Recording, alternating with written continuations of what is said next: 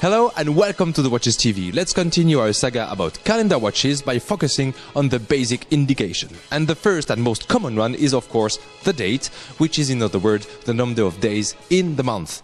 You can find it by default on many watches in addition to the necessary hours, minutes and sometimes seconds. Then you can have also the weekday, Monday, Tuesday, the month and finally the moon phase. A watch that has all of them is considered as a complete calendar. There are two ways to display these indications, by using hands or by using windows. The goal with the latter is to provide better legibility. Consequently, the more indications there are on the dial, the more watchmakers try to combine both kinds of display in order to avoid graphic confusion. There is even a special kind of vintage date hand with a wavy shape called the serpentine, as it looks like a little snake. It was used to display calendar indication in opposition to the straight hand used exclusively for the display of time. Of course, this was never a strict rule, and contemporary watchmakers sometimes use serpentine hands to display time. Purists might argue that they should instead utilize very ornamental Renaissance hands, but these are much more expensive to manufacture. Brands such as Girard-Perregaux, A. Lange & Söhne and Audemars Piguet developed so-called big dates because these have bigger numbers visible through windows. In the case of big dates, the single and double-digit numerals are not printed on one single ring like they are on conventional date system.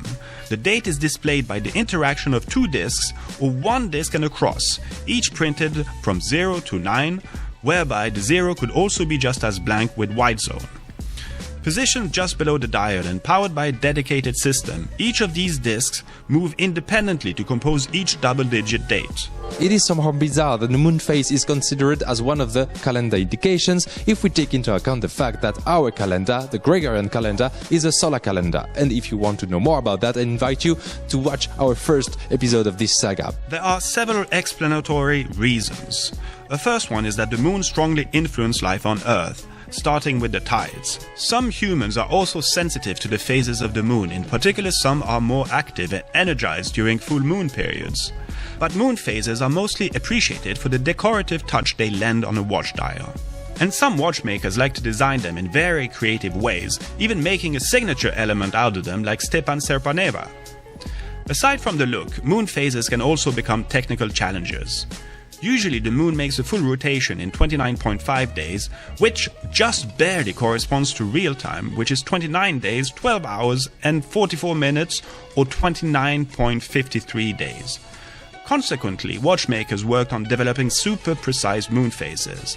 Today the most precise moon phase of all is found in Andreas Strehler's Sauterelle à Lune Perpétuelle, which must be corrected by a full day only after 2.06 million years. Clothing the moon phase subject, I want also to mention that some brands have developed spherical moon phases in order to make them look like the original Earth satellite, and Debutune is one of the most famous for that. Calendar indications are constantly connected to the movement, contrary to functions that work on demand like the chronograph or the minute repeater.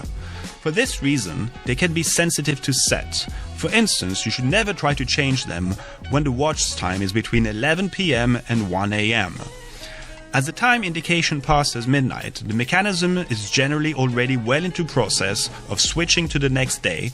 Intervening could damage movement parts. Most vintage and even some contemporary calendars can only be set or adjusted forward, which can be quite annoying sometimes. And you must also respect a certain setting order on the perpetual calendar.